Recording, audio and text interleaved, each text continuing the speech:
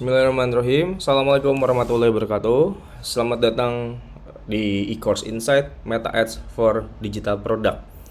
Kedepannya e-course ini akan membahas tentang insight dan juga strategi gimana caranya kita beriklan di Meta untuk digital product dan juga pengenalan tentang digital product itu sendiri. Sebelumnya perkenalkan, saya Fahri dari tim Advertisan sebagai founder dari advertisan.id. Oke, langsung aja kita masuk ke pengenalan digital product. Jadi sebenarnya digital product itu apa? Digital product adalah produk yang dikonsumsi dengan cara digital, tidak berupa fisik. Maksudnya adalah produk-produk digital ini tidak ada fisik barangnya seperti fashion, skincare, kosmetik, baju, gamis, dan lain sebagainya. Ya, jadi dikonsumsinya dengan cara digital, yaitu entah berupa akses di member area atau file yang bisa di-download dan lain sebagainya. Contoh dari digital product adalah e-course, kelas online, template desain, platform, dan lain sebagainya. Ya, contoh-contohnya ini. Kemudian mengapa kita perlu expand bisnis ke digital product? Kenapa saya bilang expand? Ketika saat ini teman-teman sudah punya bisnis di produk fisik, seperti saya juga punya bisnis di produk fisik, tapi kita juga membuat bisnis di digital product. Salah satunya advertisan ini. Kenapa kita perlu digital product? Karena HPP produk terjangkau, bahkan gratis.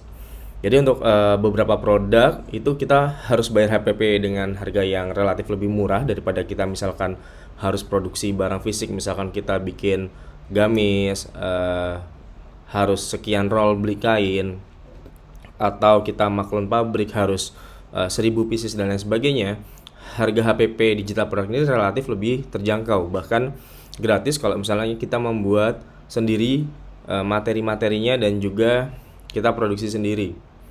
Misalkan kita punya skill desain, kita bisa buat template desain sendiri. Nah itu gratis ya HPP-nya. Atau kalau kita bayar profesional juga biayanya relatif lebih murah. Yang kedua adalah sekali produksi atau beli bisa dijual secara berkali-kali. Nah ini juga enaknya seperti ini ya. Jadi kalau misalkan barang fisik nih, kita mau jual 1000 ke 1000 customer, kita harus produksi 1000 barang. Sedangkan kalau produk digital, kita mau jual ke 1000 klien, 1000 customer, kita hanya cukup bikin sekali aja karena aksesnya tinggal dikirim ke email, WhatsApp, dan lain sebagainya. Otomatis tadi HPP-nya terjangkau dan juga sangat ekonomis ya.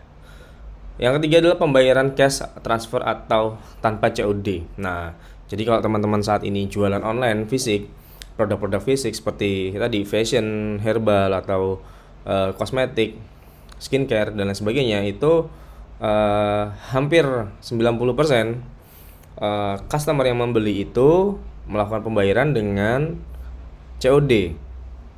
Artinya kita butuh cash flow yang besar, butuh modal yang besar untuk kita melakukan pembayaran. Untuk kita menjalankan bisnis ini, karena customer ya bayarnya COD, otomatis uangnya customer itu nggak langsung masuk di kita, tapi ke platform dulu. Ke platform biasanya ada marketplace atau agregator, nanti baru dari situ transfer, dari situ pencairan ke rekening kita. Berarti kita butuh cash yang besar. Dan yang keempat adalah tanpa RTS atau return ya, atau retur.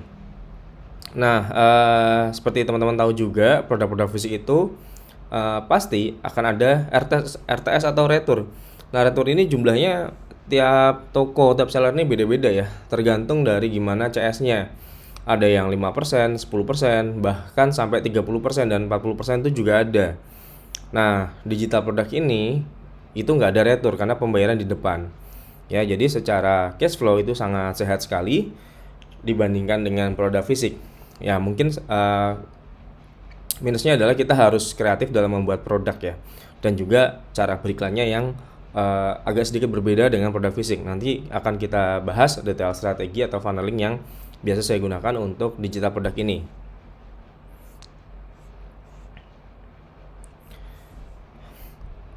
beberapa jenis lisensi produk digital. Jadi produk digital ini memiliki beberapa jenis lisensi. Sebenarnya lebih dari 4 ya. Cuma di sini saya hanya cantumkan 4 saja karena ini adalah lisensi-lisensi yang memang sering digunakan di market Indonesia. Jadi apa itu lisensi? Lisensi itu adalah hak yang bisa kita gunakan untuk produk digital itu sendiri, ya. Ada personal license, commercial license, private label right, dan juga master resale right. Ya, ada 4 jenis lisensi ini. Jadi ketika kita membeli sebuah produk digital, kita harus perhatikan lisensinya apa, ya. Jadi nggak semua produk digital itu bisa dijual. Ini kalau teman-teman beli ya. Kalau teman-teman beli, tidak semua lisensi produk digital ini bisa kita jual lagi. Tergantung lisensi yang ditawarkan atau yang diberikan oleh vendor. Nah, nanti penjelasan mengenai masing-masing lisensi ini akan ada di video berikutnya.